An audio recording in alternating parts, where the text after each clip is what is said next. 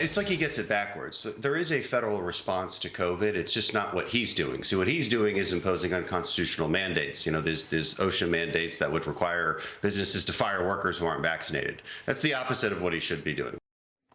Well, there you have it. Congressman Crenshaw says Biden's vax mandate for business is unconstitutional, and a slew of Republicans agree. 47 senators and nearly 140 House members have asked and banded together on the issue. They are asking the Supreme Court to block that mandate. And remember, there is a 6-3 conservative majority among the justices. The High Court has upheld many state and local vaccine mandates, but that may not save the president's. Guy Lewis is a former U.S. attorney. Guy, thank you for coming on. We very much appreciate it. So the big argument here seems to be that these mandates are not really within the purview of the Occupational Safety and Health Administration. Is that a sound argument in your assessment?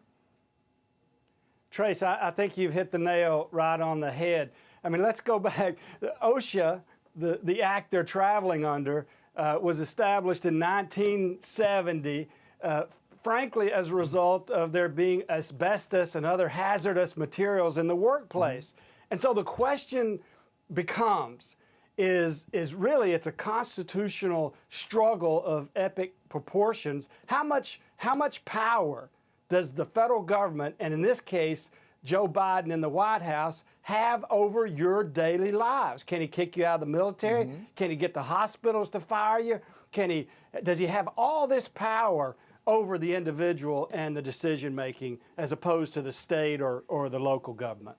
And some would say, is this really about federal power, the president's power, or is this a fight about the flexibility that federal agencies have during times of emergencies like the pandemic? So great question, but think about what's not occurred here. I mean, this isn't a law that he's actually following and as an executive that he's effecting as a result of being president. This is basically his own mandate out of the White House. We've not had hearings, we've not had votes, there's been no legal process. And so I think in terms of the court, the Supreme Court setting this on an emergency basis, oral argument January 7th, I think it tells us a lot about how seriously the Supreme Court takes this mandate. Yeah, you talked about military earlier. I want to put this up on the screen because now we have confirmed that 206 Marines have been fired. Marines have been fired for refusing the vaccination. Where do you think this goes, Guy?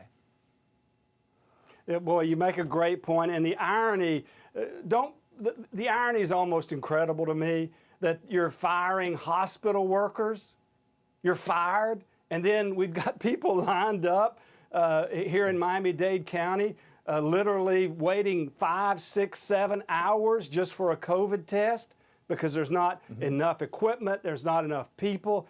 I think this is going to the Supreme Court, and I frankly think they're going to step in and decide it's too much power for the federal government. Yeah.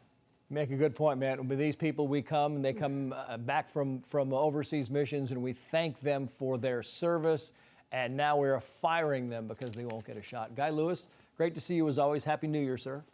Hi, everyone. I'm Brian Kilmeade. I want you to do me a favor. I want you to click to subscribe to the Fox News YouTube page. This is the only way that I know for sure that you're not going to miss any great commentary, any great news bites, any great interviews coming your way on Fox. You can get it all here on YouTube. So subscribe right now.